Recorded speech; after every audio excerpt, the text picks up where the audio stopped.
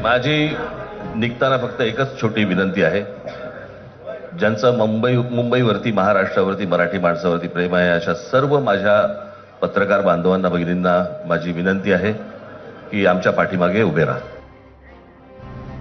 मी तुम्हाला सुरुवातीलाच सांगितलं की केवळ ठाकरेंनी मराठी हत्यारच उगारलंय असं नाहीये, तर महायुतीचा हिंदुत्वाचा नरेटिव्ह चालू नये यासाठी सुद्धा प्रयत्न सुरू केले.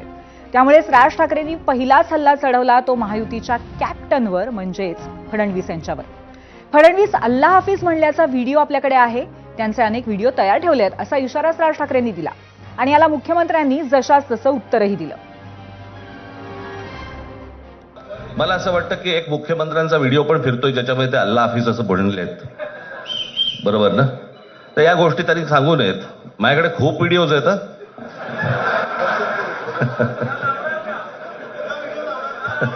काय ते काय बोलतात त्याच्यावरती माझे व्हिडिओ तयार असतील. असं आहे, व्हिडिओ तर काही तयार करता येतात, पण एक गोष्ट स्पष्टपणे सांगतो, अख्ख्या दुनियेला माहिती आहे देवेंद्र फडणवीस पैदाच हिंदुत्ववादी झाला, हिंदुत्वात पैदा झाला, हिंदुत्वातच मरेल.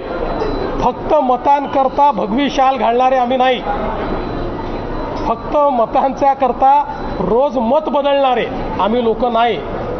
आम्ही हिंदुत्ववादी कालही होतो, आजही आहोत आणि उद्याही राहू. आमचं हिंदुत्व जनतेने पाहिलेलं आहे आणि त्यांना ते मान्य आहे. शाब्दिक चकमकीची ही तर आत्ता कुठेच सुरुवात आहे. असो, राज ठाकरेंचा हजरजबाबीपणा आणि शाब्दिक कोट्या करण्याची शैली प्रसिद्ध आहे, ती तुम्हालाही